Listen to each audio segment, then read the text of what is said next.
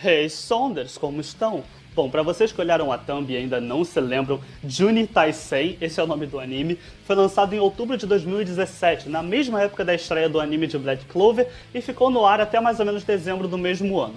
Pelo que eu me lembro, a atenção pra esse anime na época era bem alta, e como alguém que cresceu assistindo documentários de animais a vida toda, qualquer coisa que vá em volta dessa temática é um grande atrativo pra mim. Então, assim como eu, a comunidade estava bem empolgada com o anime, principalmente pelo fato de ele ser o show violento e sombrio da temporada, trazendo aquele climinha sangrento que todo mundo aparentemente ama. O anime contava a história de um mundo onde existem duas famílias, cada uma representando um signo do zodíaco, e a cada 12 anos eles enviavam um representante para lutar em um gigantesco Battle Royale valendo dinheiro, territórios e poder militar, além de realizar qualquer desejo do vencedor. Quando você olha todo esse conjunto e essa premissa, parece ser um anime de muito sucesso. Um Battle Royale violento, sombrio, temática no zodíaco chinês, 12 episódios, o que dava abertura para uma segunda temporada, saindo no mês onde geralmente os maiores animes chegam, e tendo como única competição grande um anime shonen mais colorido e felizinho. Porém, se formos olhar hoje em dia, Juni Taisen parece que sumiu da mente das pessoas, quase como se tivesse sido um delírio coletivo. E bom, vendo o quanto a comunidade estava ansiosa por esse anime e o quanto ele caiu no esquecimento, eu decidi revisitar a história e analisar o que deu certo e fez a comunidade ficar tão ansiosa e principalmente o que deu de errado para fazer ele sumir do interesse de todos. Então, sem mais enrolação, bora pro vídeo.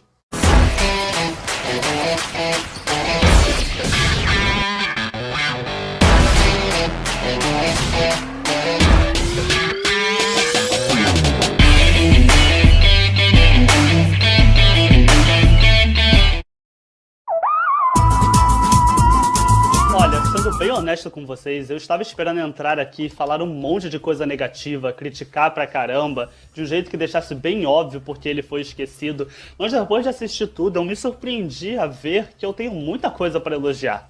A primeira coisa é a animação. O estilo às vezes pode parecer estranho com esse contorno gráfico meio despedaçado, mas a movimentação e a coreografia, os ângulos de câmera e principalmente o design dos personagens é maravilhoso. Desde o primeiro episódio já somos apresentados a sequências de animação de alta qualidade, super fluidas, com movimentos precisos, elegantes e surpreendentemente consistentes do começo ao fim. As cenas de luta então, que pra minha surpresa não são tantas ao longo do anime, não deixam a desejar, com uma ótima coreografia, uma compreensão muito boa de movimento, tempo e um trabalho de câmera que consegue capturar a ferocidade e principalmente a brutalidade dos momentos. O design dos personagens também é outra coisa incrível. Cada um deles de cara tem uma aparência que não só transmite bem qual animal eles representam, como deixam eles únicos o bastante para que você não os esqueça.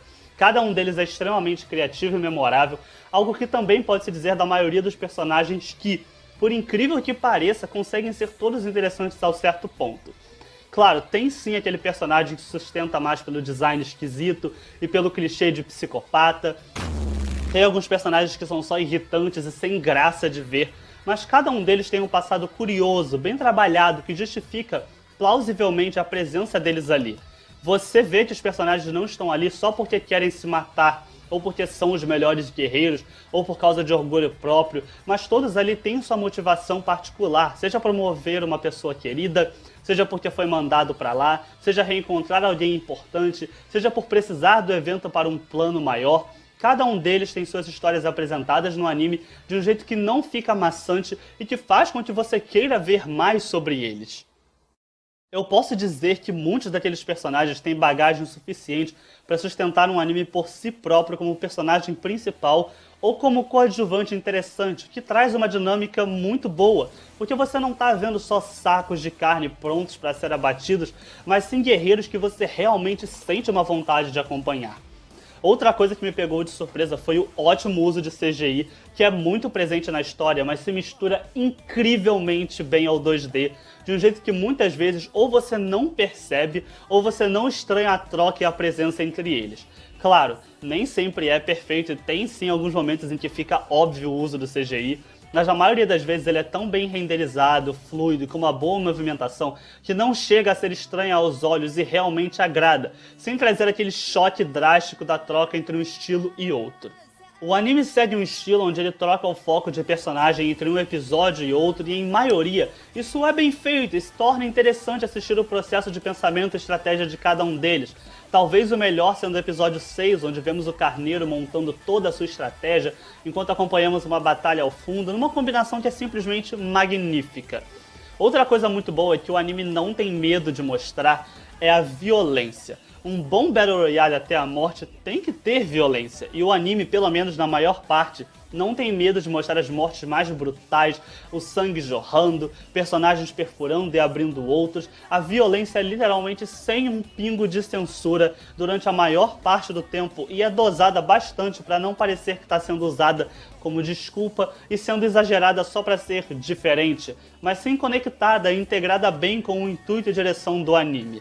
Finalizando essa parte, eu tenho que elogiar a trilha sonora e a dublagem. Os personagens têm vozes e tons que combinam com eles, soam como deveriam soar, transmitem bem as emoções e as músicas estão todas incríveis.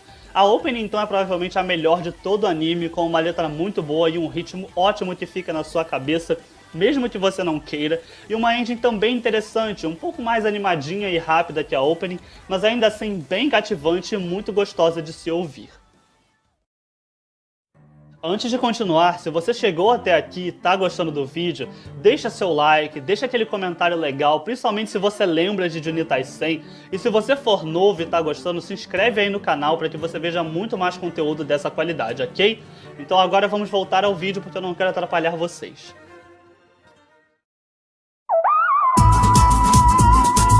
Bom, vamos lá. Eu sei que eu elogiei bastante a história, mas apesar disso ela ainda tem muitos defeitos e eles são cruciais para o fator de esquecimento da história, então eu vou ser bem claro e detalhado com cada um deles. A primeira coisa, que talvez seja a mais brutal de todas, é a previsibilidade do anime. Eu elogiei anteriormente o estilo do show de acompanhar um personagem por episódio e mostrar as várias narrativas, mas o problema é que, no mesmo episódio que você descobre o passado deles, eles morrem. A partir do episódio 3, você já consegue perceber que todos os episódios vão ser assim. Todo episódio que o passado de um personagem for mostrado é porque ele vai morrer ou no final do episódio ou no começo do próximo. E eu não tô dizendo que esse estilo de história é ruim, porque você pode sim criar uma história dessas que funcione, mas o jeito que foi implementado aqui foi péssimo. Como eu falei antes, os personagens são interessantes e as histórias deles são muito boas, mas quando você monta sua estrutura desse jeito, você literalmente não tem como se apegar a nenhum personagem. E isso, além do fato de que o show não trabalha direito os holofotes. Como eu falei, esse tipo de história pode ser muito bem feito quando você dá um certo destaque igual para os personagens, intercalando relativamente igual entre uma história e outra, porque assim você pelo menos cria o suspense de não saber qual personagem exatamente vai morrer naquele episódio ou naquela temporada. Porém, em Junitai 100, quando ele dá o foco em um personagem, é porque já acabou. Ou seja, você não tem como desenvolver aquele personagem, ou fazer algo interessante, ou criar um suspense, porque a partir do momento que você pensa, caramba, vão dar destaque pra ele, você é interrompido por uma ideia de, ah não, ele vai morrer mesmo, então tanto faz. Claro, a gente tem uma exceção, que é a personagem do macaco, já que nós descobrimos o passado dela no episódio 4, mas ela só realmente chega a morrer no 7, e nos episódios anteriores nós vimos ela várias vezes. Vimos ela interagir com outros personagens, o processo de pensamento dela, e por isso eu digo que poderia ter sido efetivo se eles tivessem passado talvez 3 episódios só intercalando personagens igualmente, mostrando um pouco deles, e depois começassem a usar essa técnica. Porque assim a gente já estaria pelo menos interessado e curioso sobre eles, e quando víssemos um episódio dedicado só pra eles, ainda existiria a dúvida se é porque ele vai morrer ou se é porque ele vai fazer algo incrível.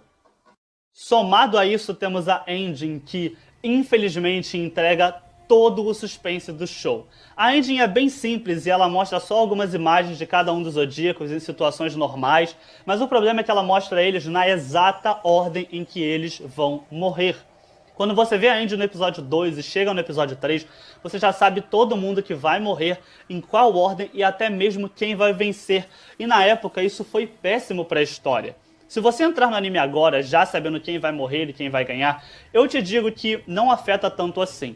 Porque por já ter spoilers, você consegue apreciar mais as outras coisas.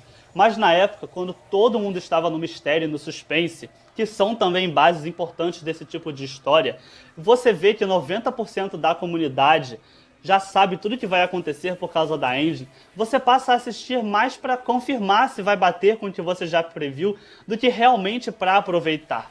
E quando você junta isso também com o fato de que os personagens só ganham destaque quando vão morrer, o show fica completamente previsível e tira a graça de ficar tenso ou até mesmo de curtir um personagem, porque afinal de contas você não vai ter tempo de gostar mais ainda dele.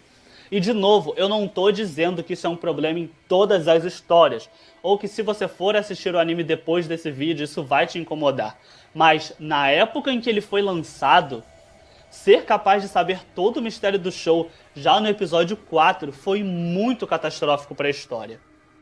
Outro grande problema é que a partir do episódio 6 o anime mata todos os personagens que a gente estava seguindo até agora e basicamente começa de novo, agora seguindo os outros 6 ainda vivos.